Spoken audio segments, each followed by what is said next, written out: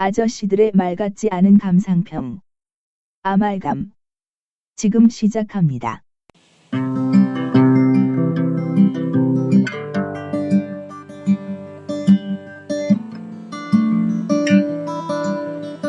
자, 안녕하십니까. 아말감 34회, 빨간 펜의 34회 시작하겠습니다. 이작가야입니다. 네, 도토상입니다. 예, 빨간 펜 교사들이 일을 하면 할수록 빚더미에 올라앉게 된다는 보도가 나와서 사회적 충격을 안기고 있죠. 뭐 그렇다고 하네요. 저 옛날에 중학교 2학년 때인가 빨간펜 잠깐 해본 적 있는데. 아니, 우리 중학교 때 빨간 펜 있었어? 있었지. 그래? 그러니까 거의 이런 학습지 나이 속였냐? 거의 이런 학습지계에서는 거의 오리진급이 아닌가 싶은데. 난 매일 학습. 응. 매일 학습이라는 게 있었는데. 웅진 디딤돌. 뭐 디딤돌은 기억나는데. 빨간 펜 있었구나. 빨간펜 있었지. 빨간펜이 거의 휴식격이었지. 노동을 하면 할수록 계속해서 빚더미 위에 올라앉게 되는 이 이상한 구조. 팟캐스트계의 빨간 펜. 팟캐스트계의 빨간 펜 구조에 빠져서 허우적거리는 영원히 고통받고 있는 아말감. 오늘도 그래도 용기를 갖고 시작해보도록 하겠습니다. 근데 이거 열심히 한다고 해서 제 삶에서 무언가 나아질 법한 기별이 없어요. 네. 그런데도 이제 35회가 넘어서까지 이렇게 녹음을 하고 있고. MD님도 외면하시고. 이제 그쪽은 포기했고요. 그분도 이미 이 업계에서 이 파티가 처음에 개국한 지 얼마나 됐죠? 한 2, 3년 됐어요. 아, 그래요? 이 업계에서 굴르시면서 이제는 어느 정도 옥석을 가릴 수 있으시겠죠. 또 좀 더 많은 분들이 밑으로 날아가 주셔야 우리가 올라갈 텐데. 네, 제가 오늘 여기 녹음하러 오기 전에 보니까 파티 순위 중에 드루킹 있더라고요. 아, 그래요? 네네. 그분 빠질 거 확실히 나요. 김생님 빠지셨죠. 뭐 드루킹 저 그러고 뭐 좀 모르긴 몰라도 이제 김어준 빠지고 나면 3칸 정도 한꺼번에 올라갈 수 있고. 아유, 왜 자꾸 김어준을 함부로 건들면 안 돼. 신성불가침이야, 신성불가침. 왜 힙합 얘기도 했지만 디스는 일단 강한 상태한테 해서 같이 이슈머리를 해서 옮겨가는 거예요. 그렇지. 네. 그렇지. 그리고 또 그래서 홍준표가 문 대통령하고 1대1 면담하자고 1위만 까는 거죠. 일단 같은 자리에 앉아도 이번 드루킹도 보면은 옆에 유시민하고 심상정, 심상정이랑 녹색당 총수 옆에 앉아가지고 어휴, 급이 올라가요. 네, 그렇습니다. 역시 의전이지. 네. 같이 있으면 의전이 되니까. 네. 한 주간 어떻게 잘 지내셨습니까? 네, 뭐 딱히 이게 저희가 녹음 순서가 어떻게 섞여버리는 바람에 시공을 초월하고 있죠. 네, 그러면 영역과 시공을 초월하는 바람에 제가 지난주 잘 지낸지 못 지낸지 지난주 걸 얘기해야 되는지 지난주 걸 얘기해야 되는지가 지금 헷갈리는 상황입니다. 그러니까 바쁜 거는 좀 해소도 됐나요? 네, 지금 적당히 한 이틀 정도 한숨 돌리고서 다시 바빠지기 시작하네요. 저도 이제 바쁜 게 조금 해소가 돼서 이제 좀 여유를 내서 영화도 좀 보고 네네. 그렇게 했는데 그 영화 봤어요. 지난주에 그레타 거윅 감독의 네. 뭐죠? 여자 영화예요. 네. 레이디버드. 네, 맞죠. 이거죠. 네. 그게 이제 세크라멘토, 우리가 세크라멘토 잘 알지 않습니까? 네, 잘 알죠. 세크라멘토 킹스가 있기 네. 때문에 잘 알죠. 세크라멘토에서 평생을 보낸 고등학생 여고생, 그래서 저 대도시로 가고 싶어하는 동부로 가고 싶어하는 그 여고생의 그 성장담을 다룬 그리고 가족 간의 화해를 다룬 영화인데요. 너무 잘 만들었어요. 진짜 너무 잘 만들었고, 야, 이제 그레타 거장이다. 저는 그런 생각이 들 정도로 이거 너무너무 추천해드리고 싶고, 특히 여성분들이 보면 되게 공감할 것 같다는 생각이 드는 그런 영화입니다. 네. 한번 보세요. 진짜 재밌어요. 저도 이게 괜찮다고 들었어요. 어떤 저널에서 다루고 있는데 그 어머니랑 딸 사이에서 그런 관계라든가 그런 거 자체가 정말 말랑말랑하고 제대로 다뤄졌다. 그리고 그 시종일관 우디 앨런성 대사치기 그런 게 계속 깔려 있는데 그거 재밌고, 그거 덕분에 들어와서 또 그레타 거윅 영화 또 찾아서 또 20세기 여성, 20세기 우리들 그거 봤는데 20세인가 20세기 3명 엄마, 누나, 친구로 대변되는 여성 3명의 이야기. 뭐 이렇게 그것도 봤는데 그것도 재밌고. 그레타 거윅 이제 큰일 날 것 같아. 그리고 그거 한국 영화 중에 바람 네. 진짜 재밌어요. 장난 아니야. 평이 엄청나던데 그거는. 왜 평이 좋은 쪽으로? 악평일색이던 것 같아요. 그래요? 이었던 것 같아요. 네. 이게 야, 이게 제2의 장진이라고 해야 될지 이병헌 감독. 제2의 우디 앨런이라고 해야 할지 막 농담 까고 이빨 까고 막 그냥 막 그 대사 막 쫄깃쫄깃하게 치고 받는 거는 장진급이에요. 네. 우디 앨런급이고. 근데 등장인물이 다 바람 피는 거 보니까 이건 우디 앨런이야. 그렇군요. 너무 재밌어요. 너무 재밌어. 연기도 다 괜찮고 특히 그 이성 그 아저씨 뭐야 그 아저씨 주연 남자 중요 아저씨 이성민인가? 이성민 네. 그 아저씨도 좋고 네. 이엘이 그 이엘 손 자른 영화 이병헌 손 자른 영화 네. 내부자 네. 내부자들에서 나왔을 때 섹시했잖아요. 네, 근데 엄청났죠? 거기처럼 섹시하게 나오는데 훨씬 예쁘게 진짜 네. 이엘 여기서 떴어요. 빵 터졌습니다. 빵 터졌어. 네, 이거 진짜 재밌더라고요. 추천드리고 싶네요. 네, 진짜 뭔가 폭발력 있는 배우 같이 보이긴 했어요. 폭발력은 여기 네. 빵빵하게 차 있으니까. 아니 저는 그런 거 네? 안 합니다. 아니 그 마음 속에 네, 네. 빵빵하게 그 어떤 그 에너지가 차 있다 이 말씀이죠. 그리고 제가 얼핏 기사 타이틀만 봤는데 독신론자라고 하는 것 같기도 아 하고. 그래요? 정확하게 아는지는 모르겠어요. 아우 다행이다. 네. 아 그렇습니다. 그리고 뭐 레디 플레이 원도 재밌더라고요. 네. 레디 플레이 원에서 어느 장면에서 제일 찌릿했어요? 아 저는 잘 기억이 안 나는데 스티븐 킹 영화 안으로 들어가는 에서 저 거기서 네. 샤이닝에 네네. 들어가는 장면. 그 안속에서 방황하고 하는 장면들이 일단은 재밌었고 CG 같은 거는 뭐 그거는 요즘 영화들은 뭐 말할 게 없잖아요 딱히. CG는 그 저기 제가 하는 다른 그 영화 오독에서 패널 중에 하나 민들레는 네. 뭐 자기의 뭐 두 손가락? 네. 두 손가락 세 손가락 안에 꼽을 그 비주얼 쇼크를 받았다 자기는. 네네. 그렇게 평가를 했는데 사실 이거 이렇게 콘솔 게임 많이 하시는 분들은 그렇죠. 게임 영상에서 많이 보던 그림이잖아요. 네네. 그리고 네. 그리고 저 아까 말씀드린 뭐 헤일로라든가 네. 이런 전설적인 게임들이 그 3D 캐릭터들이 돼가지고 그 엄청나게 나와요. 그러면 그거 하나하나 가지고 찾아가지고 그냥 입에다 넣는 재미들도 쏠쏠하고. 네. 그런 재미, 그러니까 그런 걸 오랜만에 다시 만나는 네. 그런 때 생기는 감동 이런 게 또 재밌고 그리고 영화 자체도 좀 신나게 오락 영화로 너무 신나게 잘 네. 만든 것 같아요. 저는 건담 출연할 때 제일 네. 짜릿하더라고요. 건담 출연할 때. 그 원래는 건담이 아니라 스토리상에 딴 거라고 하는 것 같은데 정확하게는 잘 기억 안 그걸 나는데. 저작권을 못 샀나? 네. 모르긴 몰라도 그 영화는 일단 제작비에서 저작권료가 진짜 엄청나게 많이 나갔을 것 같아요. 그래서 그런 얘기를 하시는 분들이 있더라고요. 그 스필버그 원래 다른 감독이 물색됐는데 스필버그를 낙점한 이유가 네. 스필버그가 하는데 좀 싸게 넘겨라 하면 예, 아이고 영광입니다. 그래서 이렇게 싸게 넘기는 것들 그런 것도 많았을 거다. 그런 이유로도 감독이 선정을 했을 것이다. 뭐 이런 얘기 하시는 분이 계시더라고요. 아무튼 훌륭합니다. 네. 보통 진짜 볼만하더라고요. 저는 진짜 재밌어요. 네. 그리고 뭐 그래픽 뭐 좋죠. 네, 훌륭합니다. 아 그리고 오늘의 영화에 본격적으로 들어가 보도록 하겠습니다. 이 오늘의 영화로 들어가기 전에 뭔가를 많이 해야 되는 것 같은데 우리 지난번에 이거 본 영화 언프리티 소셜스타 한번 하고서 날려먹었잖아요. 네, 우리가 이게 저 회차가 왜 목록에 뒤죽박죽으로 돼 있냐 궁금하실 분이 계실 텐데 이쯤에서 아마 엄청난 피로감을 한번 느끼실 거예요. 사실 저희 이걸 녹음을 했는데 파일이 날라갔어요. 녹음 파일이. 제가 지지난주에 엄청 바쁠 때 지지난주에 녹음했는데 34회 녹음을 하고 35회 두더지 35회로 녹음을 했는데 34회 이 언프리티 소셜 스타를 편집 손 대기도 전에 너무 바빠갖고 저 두더지 녹음을 하면서 그 USB에다가 녹음을 하는 바람에 덮어씌우기가 돼가지고 이 두더지 영화가 주는 정신적인 피로감이 엄청나가지고 뭔가 몽롱한 상태에서 그냥 덮어 쓰기가 된 거라서 저희가 이렇게 다시 녹음을 할 수밖에 없게 되긴 했는데 지난번 기억에 의하면 저희가 이 영화에서 크게 얘기할 거리가 없었거든요. 전반부에서 많이 풀었지.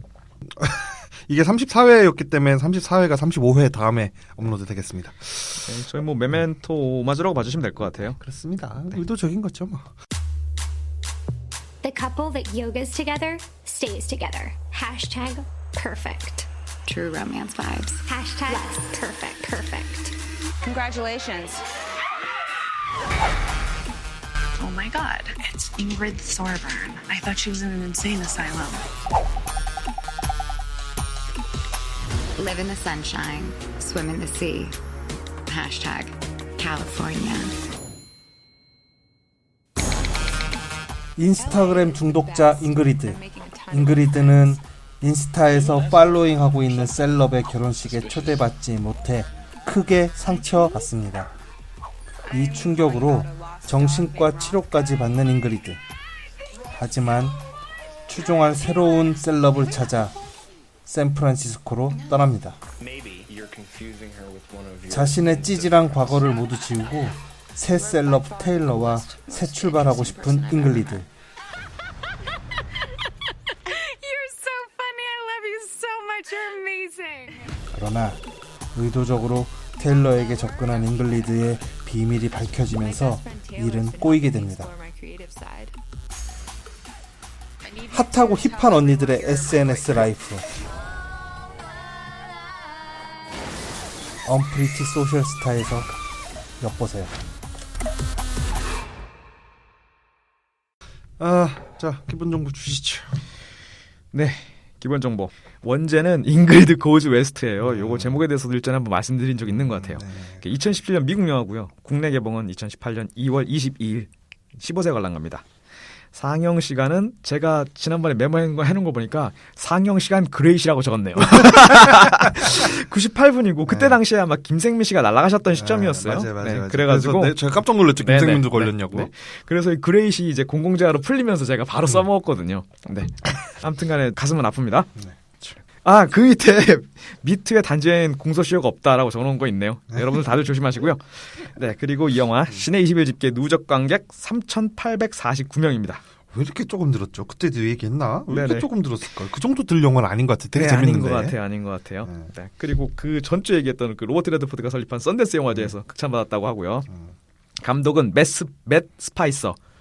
네, 저희 추가 정보 물론 전무합니다. 네, 신인 감독인 것 같고요. 그리고 썬댄스 영화제들이 대부분 신인 감독들, 천재 신인 감독들의 등용문이고 하니까 여기서 한번 제대로 주목을 받았으면 이 감독은 글쎄요, 입봉을 아마 그 이전에 안 하시지 않았는가 이렇게 생각합니다. 그리고 잉그리드 역의 배우입니다. 오브리 플라자. 그때 오브리 얘기 한번 하셨잖아요. 그건 뭐 삭제하려고 했으니까. 아, 그래요? 네, 오브리 플라자. 주인공이고요. 잉그리드 84년생입니다. 키 168. 이렇게 미국의 코미디언이자 배우이고요. 몽환적인 또는 좀 어벙한 눈빛이 되게 매력적이라고 그렇게 평가받고 있고요. 욕이랑 색드립, 사이코 연기가 일품이라고 합니다. 아버지가 애널리스트, 어머니는 변호사. 둘 다 애널과 변에 관련된 일을 하시는 네, 그렇습니다. 그래서 어머니가 저희를 고소하실 거라는 얘기가 있어요. 변호사시라서. 그러게, 오브리 플라자 이 양반은 명문사 뉴욕대의 TC 예술대학을 졸업하셨다고 합니다. 그리고 뭐 다니엘 데이 루이스, 위노아 라이더를 정말 존경하고 그 이유는 압도적인 연기력 때문이라고 합니다. 압도적인 연기력. 네. 그래서 그 압도적인 연기력을 발휘하는 예술가이기 때문에 우리가 그 위노라 라이더의 그 도벽을 용서하는 거죠. 네, 그렇습니다. 그리고 우리 집 와서도 좀 뭐 훔쳐갔으면 좋겠다. 네, 그렇습니다. 그리고 뭐 일단은 그 배우로서 여성 배우든 남성 배우든 일단 배우로서 가장 중요한 건 연기력이잖아요. 이 연기력을 쫓는 배우라는 거를 크게 칭찬하면서 오브리를 좀 쥐어줘야 될 것 같습니다. 죄송합니다. 오브리 위험해. 네. 네, 국내에서는 그 미드 팍스 앤 레크리에이션의 에이프릴 역으로 많이 알려져 있고요. 평소 SNS를 하지 않는데 요 영화 때문에 인스타그램을 공부까지 해가면서 촬영했다는 얘기가 후문이 들립니다. 그리고 또 사생활로는 This is End의 너드 그 약쟁이 그 가로등이 막 쓰러지면서 꼬치구이 되는 그 남자 마이클 세라 요 양반과 1년 반 정도 교제했다고 합니다. 그리고 2016년에 양성애자로 커밍아웃 했다고 합니다. 그러시구나. 네, 그리고 이 양반이 또 의외로 포트폴리오가 또 꽤 됩니다. 출연작들 보면 안전은 보장할 수 없다. 2012년 몬스터 대학교 애니메이션이죠. 2013년 투두 리스트 어바웃 알렉스 라이프 애프터 베스 네드 라이플 크럼비 캐츠 워스트 크리스마스 에버 아이고 막 뭐 이런 것들이 있고요. 저희가 솔직히 알만한 영화는 언프리티 소셜 스타 요거 제작도 겸하셨다고 하네요. 그리고 2017년도에 돈이 좀 있었나? 그런 것 같습니다. 아니면 돈 끌어올 때가 있거나. 밑에 오브리 밴드를 한 3, 40개 정도 거느리고 계신 거대 기획사시거나. 이렇게 하죠, 아재 방송으로. 네, 2017년도 리틀 아워스라는 영화 출연하셨고 제작도 물론 하셨다고 합니다. On Evening with Beverly Loughlin 2018년. 네, 그렇습니다. 그리고 이 영화의 할리 역으로 나오는 폼 클레멘티프. 얼마 전에 그 어벤져스 개봉하면서 국내에 방한했던 걸로 알고 있어요. 86년생에 키 170이고요. 어머니 한국인이라고 합니다. 이름은 한국어 봄, 호랑이 범에서 섞어가지고 폼 클레멘티프라고 지었다고 하고요. 그리고 이번에 뭐 베네딕트 컴배비치, 톰 히들스톤, 톰 홀랜드랑 같이 한번 와가지고 그때 당시에 쟤는 누구냐라는 얘기를 많이 들었죠. 아니 네. 이분 네. 그 네. 가디언즈 오브 갤럭시에서 그 네. 더드미녀로 더드미녀 나오잖아요. 네, 맞아요. 거기서 징그럽지 않은가요? 징그러운 거고. 전 못 봤어요. 2탄은. 네. 아이탄 안 봤어요? 네. 네. 그 캐릭터 자체를 네. 그러니까 그런 의도로 만들지 않았다는 건 알겠는데 네. 보기에 따라서는 네. 인종 비하로 느껴질 정도로 아. 굉장히 좀 뭐랄까 이상한 네. 역할을 맡았어요. 근데 그 분장한 걸로 봤었을 땐 동양같이 안 보이던데요? 영화상에서는 그 그런가요? 외모를 가지고 네. 웃기게 했다기보다는 그 행태를 가지고 네, 하는 행태를 가지고 아주 소심하고 용기 없고 주관이 없는.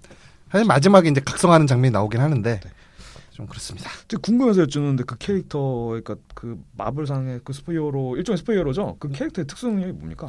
그 속마음을 읽는 건가? 하여튼 그런 좀 심리적인 특성이 있어요. 그거 공격성은 아니고 네. 공격력은 아니고 어떤 심리적인 맞아요. 마음을 읽는 거였어요. 아, 독심술과 관심법이 있군요. 이마가 넓으시더라고요. 그런 게 있으니까. 그렇습니다.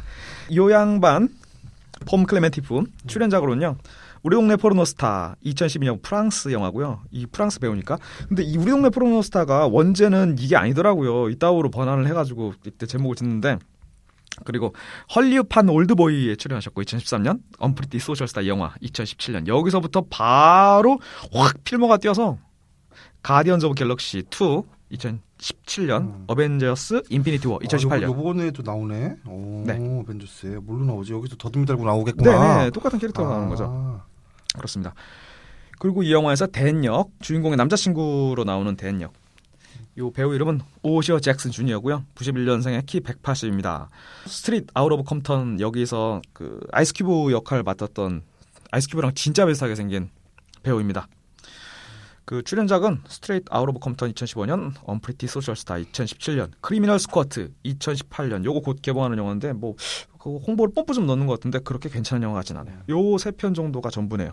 그리고 아직 어리네. 31살밖에 안 됐으니까. 네. 그리고 뭐 저희가 뭐 또 따로 언급할 만한 배우는 없죠. 네, 천천히 나오겠죠. 큰 배우 하나 있죠. 누구 있네? 에이, 왜 그래요? 누구? 좋아하시는 배우 제가 그래서 이 영화 골랐잖아요. 아, 저 엘리자베스 올슨. 맞습니다. 올슨입니다. 네, 올슨. 아, 올슨 빨리 하세요. 아, 올슨요? 네. 지난번에 해가지고 여기 없는데 참고하세요. 엘리자베스 올슨 여전히 이쁘죠. 여기서도 이쁘고 어디서도 이쁘고 다 이뻐요. 엘리자베스 올슨은. 네, 체지방이 없는 볼이 웃을 때 살짝 세로로 길게 지는 주름 같은 게 보조개가 길어진 것 같은 느낌. 그게 되게 매력적이고 그리고 여기서 진짜 연기를 정말 그러니까 완전히 생각 없지는 않은 적당히 생각 없는 그런 SNS 스타 역할을 아주 잘해주고 있어요. 겉멋들은. 네, 맞습니다. 원래는 순수했지만 겉멋들은 것으로 설정되어 있는 캐릭터가 연기를 아주 잘해주고 있어요.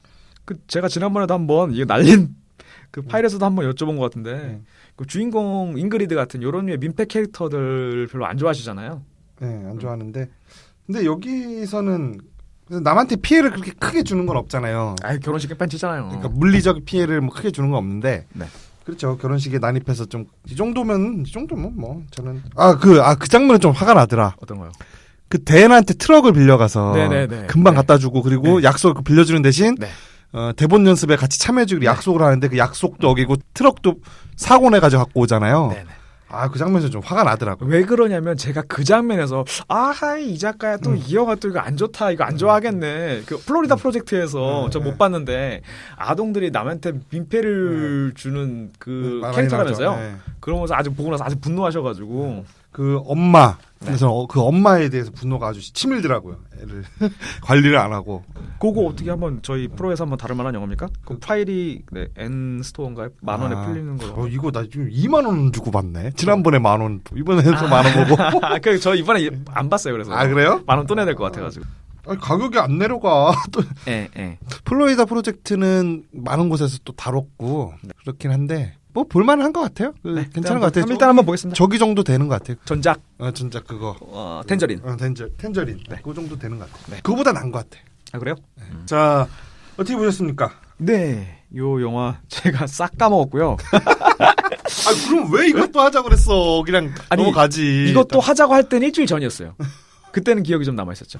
아무튼 이 영화 재밌게 봤습니다. 지난번에도 말씀드렸지만 그 영화 초반 도입부부터 그 SNS를 즐기시고 SNS에 매몰되어 있으신 분들이 아주 즐거워할 만한 때깔, 이미지들 그치. 그것들이 짧게 깔려 있고 그리고 말 던지는 그 텍스트 하나하나가 문자를 보내는 것들 그리고 댓글을 다는 것처럼 그러니까 형성이 됐어요. 인스타를 안 하셔서 잘 모르는구나. 네네. 인스타에 그 사진 밑에 게시물 밑에 네. 다는 멘션. 네네.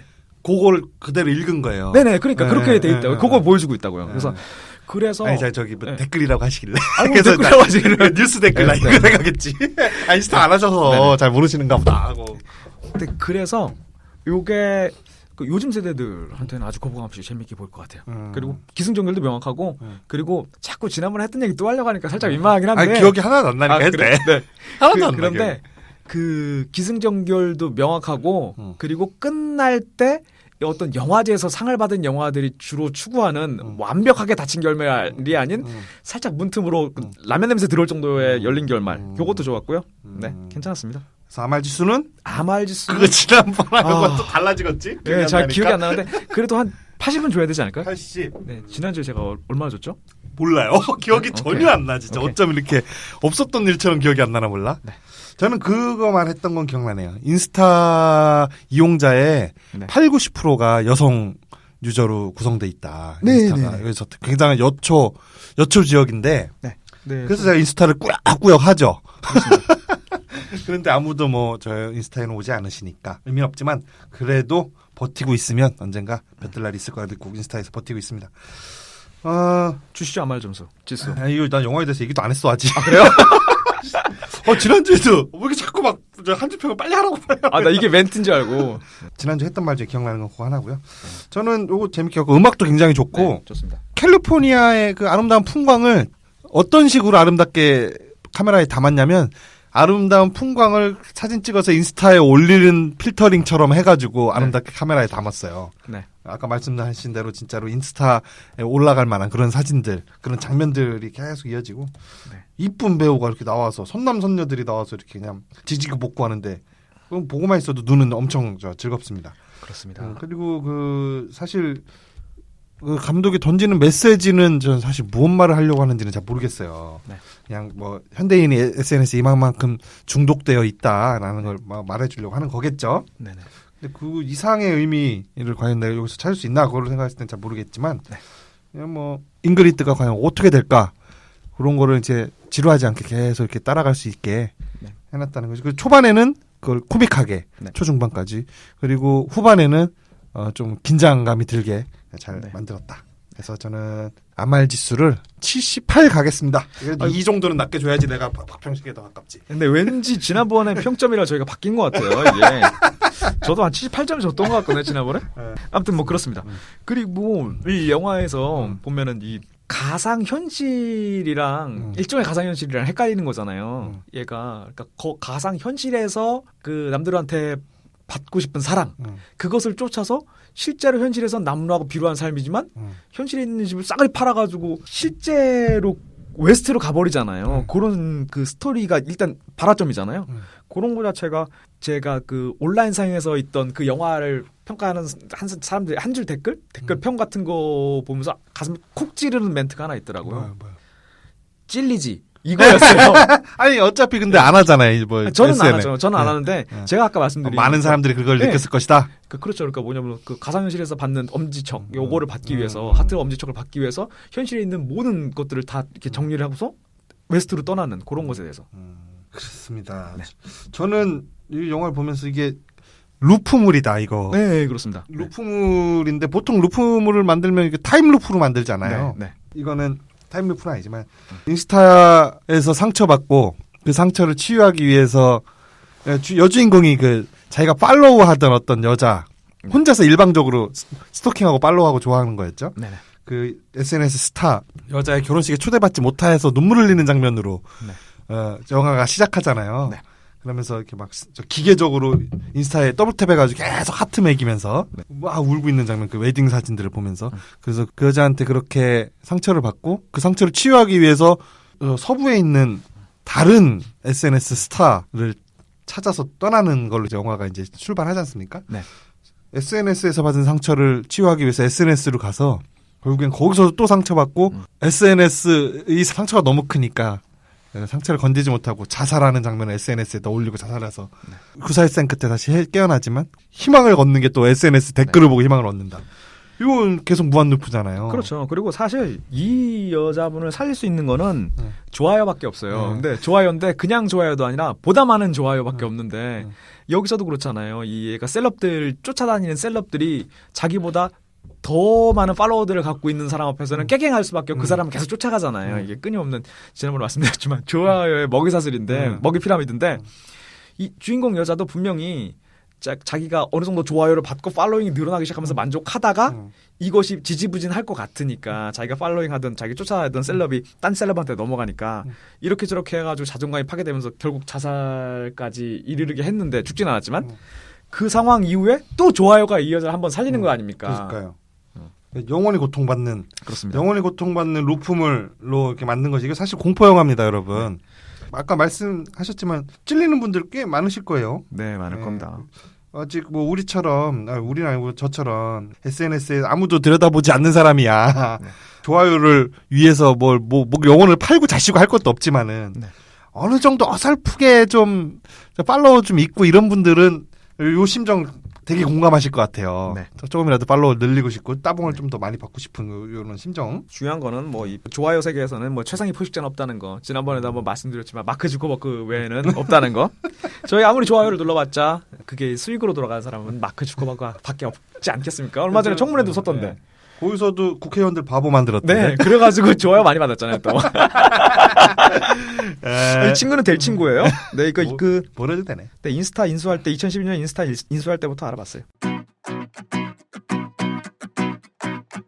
엊그저께 봤던 그 레이디 버드, 그레타 거윅 감독의 레이디 버드에 보면 그 여고생인데 부촌과 빈촌이 혼재되어 있는 동네에 살아요. 그래서 학교 가면 부자 친구도 있고 자기는 이제 가난한 동네 철길 건너 구린 지역에 자기 대사로는 자기 말로는 사는 애다 이렇게 소개를 하는데 저 사춘기 소녀니까 어디 밴드 고등학생들 밴드 하는 데 가서 거기 봐서 기타 치던 남자애한테 첫눈에 반해요. 근데 그 기타 치는 남자애가 항상 손에 하워드 진 책을 이렇게 들고 다녀. 간지나네요. 그러면서 이 사회에 굉장히 그 부정적이고 염세주의에 빠져 있고 기득권과 권력에 우리가 어떻게 착취당하고 있는지 그런 것에 대해서 계속 이렇게 얘기해요. 그 여자한테. 그 여자 너무 멋있어 보이고 얘가 좀 지식인 같고 사회의식 있는 애 같고 뭐 그래가지고 얘한테 완전히 푹 빠져갖고 남자애한테 동정을 주고 남자애도 동정인 줄 알았는데 동정이라고 했거든요. 남자애. 근데 하고 나니까 남자애가 자기 그런 말 하고 없다고 이렇게 발뺌을 쓱 하는데 영화 그 뒤로 돌려보면 바로 나오는데. 근데 나중에 보니까 그 책도 하나도 안 읽고 그냥 겉멋만 들어갔고 사실은 존나 양아치 개새끼였어. 여자 꼬시려고 그냥 그러고 다녔던 거였어요. 여기 그 남편이 약간 그런 느낌 아닙니까? 이 엘리자베스 올슨의 남편. 처음에 예술가라고 나오잖아요. 화가라고. 지하실에 이제 자기가 그동안 그려놨던 거 그림을 이렇게 막 있는데 올슨은 팔로워가 20만 명이 넘게 있는 저기 SNS 스타잖아요. 남편은 그렇습니다. 안 한다며 SNS를. 자기는 일상생활 폴더폰 쓰신다고? 아직도 폴더폰 쓰고 일상생활이 모든 일상생활이 대중에게 노출되는 거 원하지 않고 자기는 자기 작품으로서 대중과 대화 나누고 싶다. 얼마나 멋있어. 지하실 내려가 봤더니 그림이 전부 어디서 산 말 그림, 초원 그림 이걸 사와서 거기 위에다 해시태그를 자기가 붓으로 쓴 거가 예술 작품이라고. 어찌 보면 팝아트죠? 팝아트입니다. 이 남편은 캔버스에다가 SNS를 하고 있었어요. 물론 그게 저희 네트워킹 돼 있는 거 아니었지만. 이발소에 가보면 옛날에 이발소에 가보면 어렸을 때 그때 벽에 걸려있는 그런 그림이잖아요. 뭐 다산을 상징하는 말대들이 제주도 초원을 달리고 있는 그런 그림 액자는 거대하고 아니면은 돼지가 누워서 저 새끼 한 수십 마리에게 젖을 물리고 있는 뭐 이런 그림 같은 거. 저는 이런 키치 그림 그 위에다가 그렇게 활자 폰트로 해가지고 앞에 해시태그 붙이고서 색깔별로 노 필터 뭐 이렇게 쓰고 해시태그 뭐 크러쉬 뭐 이렇게 했는데 정확하게 기억은 안 나네요. 저기 우리가 SNS에 올리고 그 밑에다가 많이 이렇게 유행처럼 붙인 해시태그들 그거를 그림에다 이렇게 위에다가 큼지막하게 대문짝만하게 써놓은 그런 작품 활동 하고 있었어요. 근데 단 한 번도 팔은 적이 없죠. 그거를. 그러니까 일단은 이 남편은 얼핏 보면 먹물이에요. 먹물이고 그리고 아는 건 많은데 그게 본인이 물론 여기 이런 어떤 SNS 문화라든가 자존감 낮은 것들이 이것들이 그냥 좋아요만 받으려고 SNS에서 거짓으로 사는 가면을 쓰고 사는 것 이런 것들을 좀 멀리하고 싶어하는 건지 혹은 그 깜도 안 되는데 일단 머리에 들은 것만 있는 건지는 정확하게는 모르겠어요. 저는 이 남편 캐릭터를 어떻게 해석했냐면은 지난번 녹음 때 남편 캐릭터에 대해서 길게 얘기 안 했는데 제가 받은 느낌은 이 사람도 유명해지고 싶고 한 거야 해요. 엘리자베스 올슨처럼 수십만 명의 팔로워를 가진 이런 사람이 되고 싶어 하는데 이거 예술적으로도 인정받고 싶어 하겠죠. 엘리자베스 올슨은 사진을 찍어서 인스타에다 올려서 사람들한테 유명해지는 거잖아요. 사랑을 받는 거잖아요. 그 남편이 묘사하기로는 포토그래퍼라고 하는데 지난번에 말씀 자기가 자기 포토그래퍼라고 소고해요. 그 남편은 그리고 되게 잘한다라고 부추기고. 그러니까 그 SNS 인플루언서죠. 기업에서 제품을 홍보해주면 그 대가로 돈을 주는 그런 걸 포토그래퍼라고 얘기한 것 같은데. 남편도 그걸 하고 싶은데 자기는 그 안에 들어가기에는 아직 진입장벽이 높은 거죠. 듣보잡이니까. 인스타를 하는 걸로 나오진 않지만 인스타 그림을 그리고 있는 거, 인스타처럼 그림을 그리고 있는 게 하나의 상징이라고 좀 느껴졌고 그래서 하나도 한 점도 판 적이 없는 아무도 팔로워를 해주지 않는 좋아요를 따봉을 주지 않는 듣보잡 저 같은 사람이죠. SNS에. 그러니까 우리 같은 사람은 팔로워 50만 명, 100만 명씩 물고 다니는 사람들 보면 아유 저씨 왜 저 인터넷 SNS 상에서 저렇게 자기 인생을 탕진할까? 그렇게 가면을 쓰고 SNS에 들어가가지고 왜 그럴까 하고 비난하기 쉽죠. 하지만 나중에 영화 말미에 이 사람 나오잖아요. 그렇게 기업들이 예술을 홍보 용도로 이용하고 이런 거에 대해서 막 비난을 했던 이 남편이 결국엔 리바이스사의 홍보실 뭐 팀장인가로 들어가잖아요. 그런 거에서 결국에는 메인스트림에 들어가고 싶었지만 들어가지 못했던 그 언더그라운드에 있는 사람의 질투, 시기 이런 걸 가지고 있는 캐릭터가 아닌가.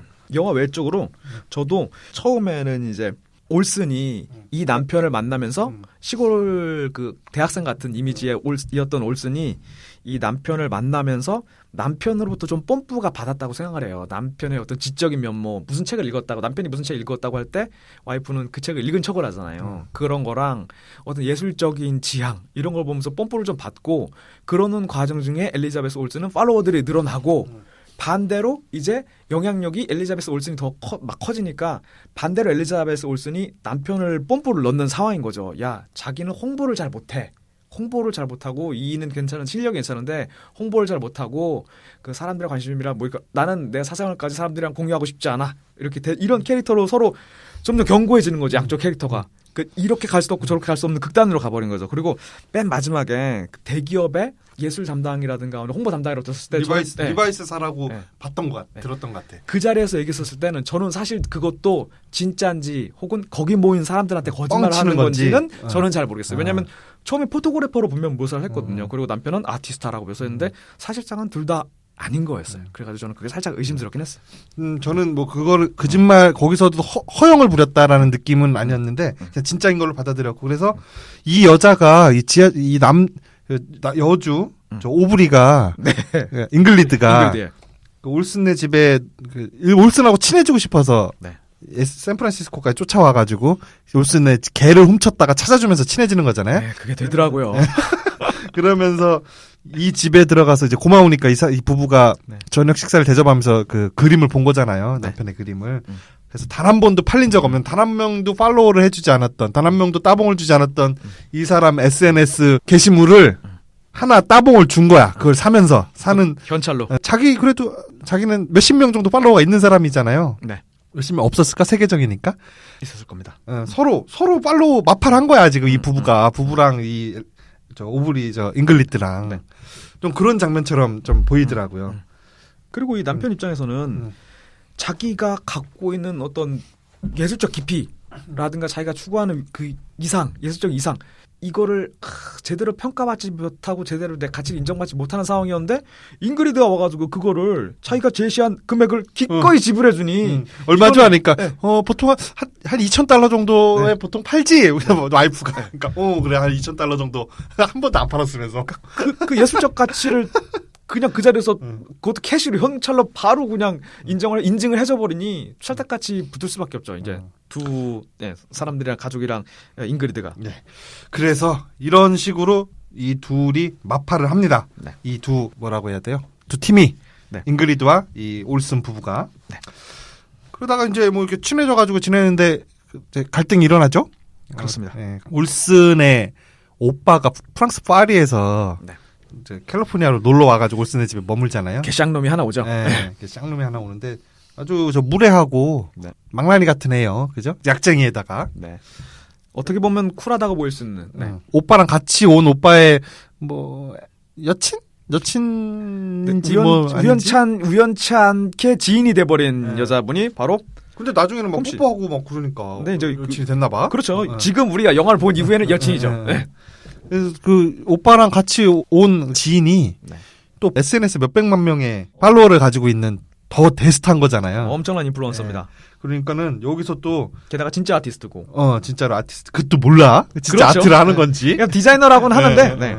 얼굴 보면 디자이너 같이 생기긴 했어. 그렇습니다. 그러니까 올슨이 잉글리트가 올슨에게 하던 짓을 올슨이 그 몇백만 명의 팔로워를 가지고 있는 그 분에게 또 하기 시작하죠. 네. 스토커 짓 하고 막 칠하려고 하고 막 이런 짓을 똑같이 해요. 상위 단계에 있는 빨간펜 선생님한테 가게 됩니다. 네, 그렇죠.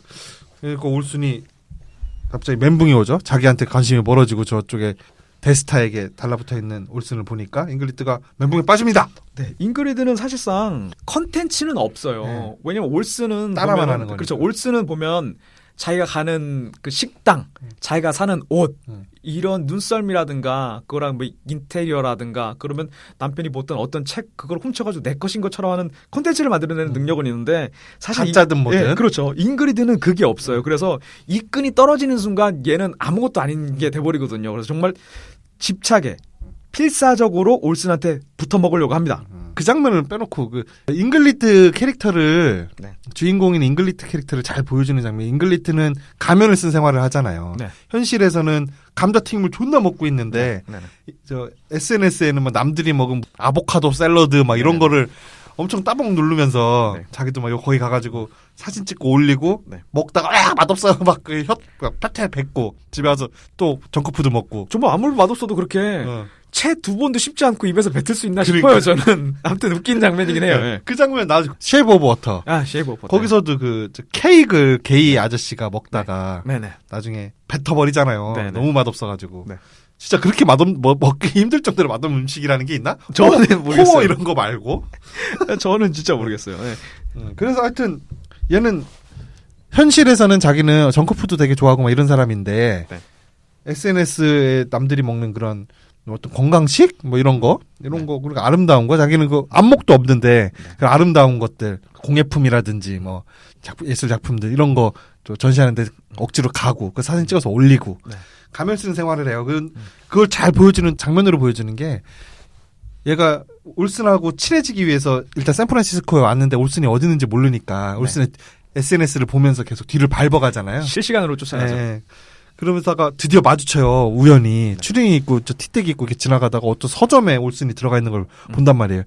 그래서 어떻게 하다가 얼른 거길 들어가서 걔네 주변을 얼쩡거린단 말이에요. 근데 자기가 차림새가 추레하니까 그걸 좀 핏 좋게 입는다고 티셔츠 뒤로 이렇게 남는 티셔츠를 이렇게 뒤로 당겨가지고 추리닝 바지 안에 이렇게 넣고 앞에서 보면 이렇게 핏이 굉장히 티셔츠가 이렇게 좋게 돼 있어요. 근데 뒤에서 보면은 이렇게 마네킹에 핏 좋게 하려고 이렇게 오핀으로 이렇게 뒤에 당겨서 잡아놓은 것처럼 막 이렇게 구겨져서 뭉쳐져 있는 거죠. 그 장면. 그런 장면, 앞과 뒤가 다른, 그러니까 본 얼굴과 드러나는 모습이 다른 그런 캐릭터를 그 장면에서 되게 굉장히 잘 보여줬던 장면입니다. 거기서 신발도 채 바뀌지 않아서 현지화되지 않아가지고 어그 신발 신고 있었고 당시에 그리고 바지는 그 추리닝 바지 엉덩이가 벙벙하게 늘어난 추리닝 바지를 입고서 근데 나는 너무 이쁘더라고 그 추리닝이. 거기 막 들어가서 당황해가지고 막 물건 엎지르고 막 그 물건을 막 허겁지겁 줍는데 그 몸에 라인 이렇게 싹 그 추리닝 입었지만 드러나잖아요. 너무 이쁘더라고요. 그렇게 안 하셔도 될 텐데. 이쁘긴 합니다. 안타깝더라고요. 그런 장면에서 잉글리트의 캐릭터를 되게 잘 보여주고 저기는 어떻습니까? 올슨, 엘리자베스 올슨은. 엘리자베스 올슨도 우리가 그 영화 후반부로 가면서 어떤 캐릭터였는지 그 이전엔 또 하나의 잉그리드였음이 밝혀지는데 그 시골에서 올라온 촌스러운 여대생이었다고 하죠. 네, 그랬다고 전해지네요. 근데 그 영화 자체에서 보고 있는 거는 제가 모르긴 몰라도 오빠의 여친격인 그 디자이너한테 같이 붙어가지고 그 옆에서 기생하면서 팔로워를 늘려야 될 법한 캐릭터는 아니었어요. 영화상에서는. 지금 막 한참 잘 나가고 있었거든요. 잡지에도 나오고. 그런데 후반부에 가면서 영화 스토리상 이제 남편의 입을 빌리고 누구의 입을 빌려가지고 이러저러한 캐릭터가 아니었다. 그리고 저 책도 자기가 읽었다고 자랑하는 저 책도 실제 읽은 적도 없다. 그리고 나한테만 비밀이라고 얘기했던 공유하려고 했던 굿 아이디어 같은 것도 여기저기 다 떠벌리고 다니는 사람이다. 그래서 한 커플 그 진짜 그 양파처럼 까지고서 나중에는 아무것도 안 남잖아요. 진짜 양파처럼. 그런 캐릭터입니다. 네. 그러니까 잉글리트하고 똑같은 사람이에요. 네. 조금 잉글리트보다 좀 세련됐고 안목 있고 안목 있고 유명해졌다 뿐이지 잉글리트가 그 인스타에 올리는 게 다 가짜라는 건 우리가 저 영화에서 다 보여주니까 우린 다 알잖아요, 관객들은. 근데 올슨이 인스타에다 올리는 게 뚜렷이 이건 가짜야라는 거는 영화에서 노골적으로 보여주진 않아요. 근데 그 남편의 그 증언이라든지 대사 이런 걸로만 유추할 수 있게끔만 해주는데 그런 걸 유추해 봤을 때 잉글리트랑 똑같은 사람이다라는 거를 말하는 것 같아요. 그러니까 아무리 유명해지고 SNS 상에서 그런 맥락 상에서 몇백만 명의 팔로워를 가지고 있는 SNS 대스타. 네, 폼 클레멘타인인가? 폼, 네, 그분요. 폼정. 네. 이름이 폼정으로 나오죠. 폼정. 한국 사람인가 봐요. 아, 중국인가 아무튼 그렇게 나왔던 것 같아요. 네. 그분도 결국에는 같은 허영과 가면을 쓰고 SNS와 실제 모습이 다른 사람이다라고 이렇게 은근히 묘사하는 것 같아요. 왜냐하면 저 개쓰레기랑 사귀잖아. 네네. 유유상종이겠지. 네. 그리고 우리는 이미 알고 있잖아요. 그 시장에서는 최상위 포식자는 주커버그밖에 없다는 걸 이미 알고 있으니까 그 여자도 어쨌든 그 다단계 중에서 위에서 한 4단계 정도 되시는 분이겠죠. 그렇지만 어쨌든 저는 요 생태계 안으로 들어간다면 요 폼정의 위치에 가겠습니다. 요 정도는 돼야지. 저는 그럼 주커버그 하겠습니다. 거기까지 못 가지 우리가. 주커버그도 조만간 밑으로 날아가지 않을까요? 제가 볼 때는 이 미투는 사회적 위치라든가 부라든가 권력이라든가 이거에 비례하는 것 같아요. 아니면 저 지난번에도 그 지인 중에 한번 겪으셨다고 했잖아요. 네. 그분은 절대 그럴 뿐이 아니고 우리가 정황 증거라든가 상황을 실제로 목격한 건 아니지만 그분은 절대 그렇지 않은데 주변에서 그렇다고 하는 사람이 모함하는 사람이 나와가지고 날아갈 지경이라면서요. 네. 그러니까 인지도랑 비례하는 것 같아요. 네, 그러니까 상위 올랐어요. 우리도 한 요 정도 순위에서 네. 좀 머물고 이걸 너무 재밌게 하면은 순위 올라갈까봐 이번에는 좀 재미없게 하겠습니다.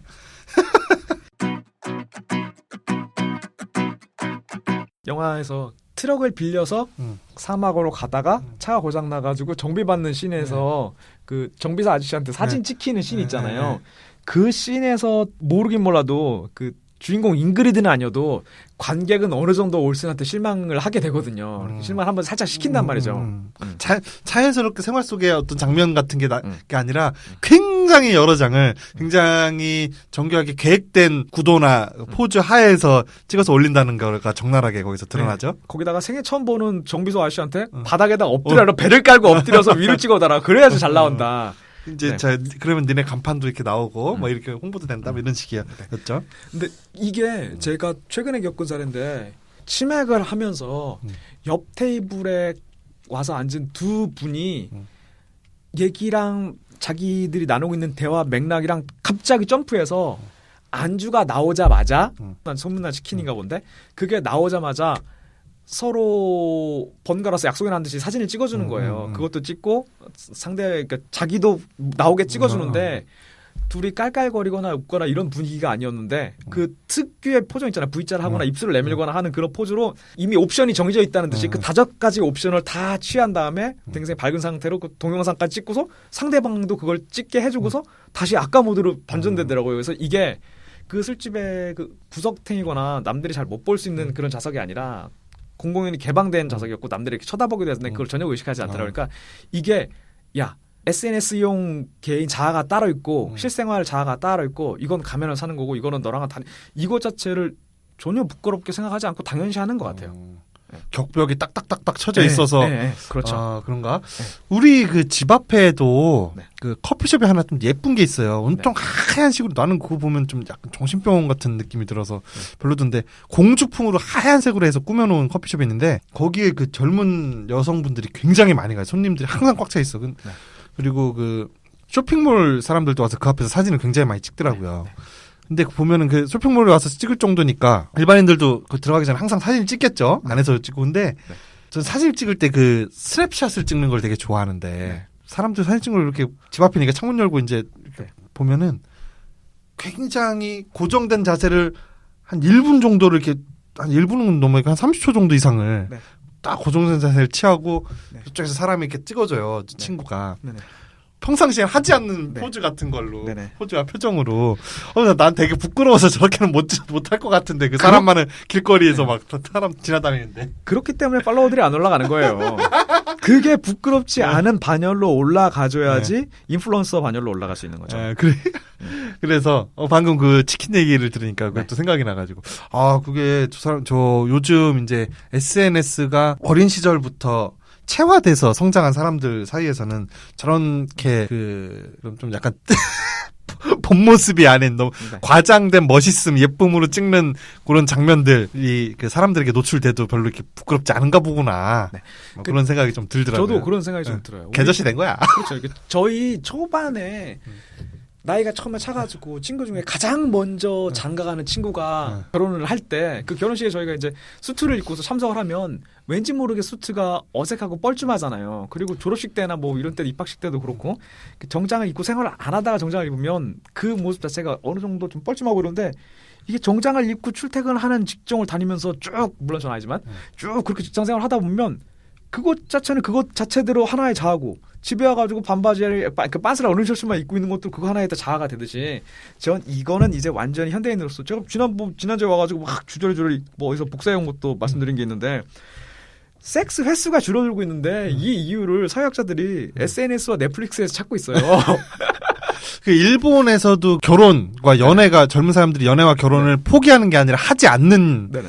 그 주된 이유로 찾는 게 혼자서 할 게 너무 많다. 뭐 네네. 게임이라든지 영화, 넷플릭스 같은 그리고 뭐 오타쿠 문화 이런저런 혼자서 할 수 있는 만화 이런 것들이 예전과는 다르게 혼자 즐길 수 있는 게 너무 많았기 때문에 그렇게 되고 있다라고 분석하는 거와 좀 맥을 같이 하네요. 그러니까 SNS상에서의 대인관계가 실제 대인관계에 비하여 모자란 것이 있다면 그 모자란 부분을 뭔가 추구를 할 텐데 그렇지 않다고 생각하기 때문에 그 카메라 앞에서도 그 오도방정도 할 수 있는 것이고 이것도 이것대로의 하나의 세상이고 레디 플레이어 1 보고 오신 분이 그런 말씀하시면 안 되죠. 특히 그 얼굴 셀카드 찍을 때 보면 그 표정 막 요래 막 요래 해가지고 착 찍는데 네. 보면 난 너무 부끄러워서 나는 내가 저 쳐다도 못 보겠어. 그리고 그게 사진을 잘 그렇게 해서 잘 올리시고 맨날 갈 때마다 업데이트용 사진은 따로 찍고서 그 다음부터 행사를 진행하시는 분들 보면 시그니처 표정이 하나씩 있으시죠. 네.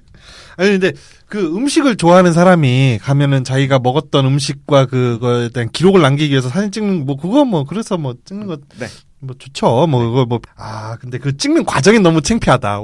이래서 우리는 못 하는 거야. 네, 저도 그렇게 생각합니다. 창피하고 부끄럽고 그리고 이거가 단계가 여러 가지인데 일행 중에 한 명이 음식이 나왔을 때거나 아니면 뭘 볼 때 그거를 사진 이렇게 찍으려고 주변에 있는 모든 사람을 정지시켜 놓은 상태에서는 그리고 크나 숟가락 위치 같은 거 이렇게 네. 조율하고 와인잔 있으면 와인잔도 이렇게 보이도록 이렇게 놓고 뭔가 그런 것들. 자연스러운 사진인 것처럼 조율을 해놓잖아요. 만들어 놓잖아요. 그걸 구성하고 있는 사람을 한심하다는 듯이 옆에서 이렇게 보고 있으면 그분은 뭐 때문에 우리가 한심하다는 듯이 쳐다본 줄 알고 자기 방어가 바로 입을 나오는 경우들이 있어요. 안 올려 이렇게. 네. 네네.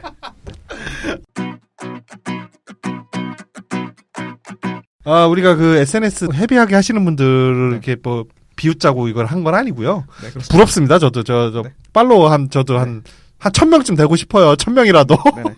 그리고 내가 지난주에 말씀드린 건데 이거 다 쭉 다 읽어야 되는지 모르겠는데 그러니까 미국 회사에서 1달러를 투자했을 때 광고를 했었을 때 수익으로 돌아오는 게 6.5달러 되는 건 SNS밖에 없다고 해요. 그러니까 거기다가 돈을 투자를 하는 것이고 돈이 들어가니까 또 사람이 몰릴 수밖에 없겠죠. 예. 그렇습니다. 어쨌든 그래서 이런 식으로 허영 속 안에서 살고 있던 이 사람들의 군상들의 이야기를 보여주고요. 그리고 결국 거기서 큰 상처를 받고 자살을 시도할 정도로 실망을 하지만 그 안에서 다시 또 빠져나오지 못하고 그 안에서 위로를 받아서 그 안으로 다시 들어간다.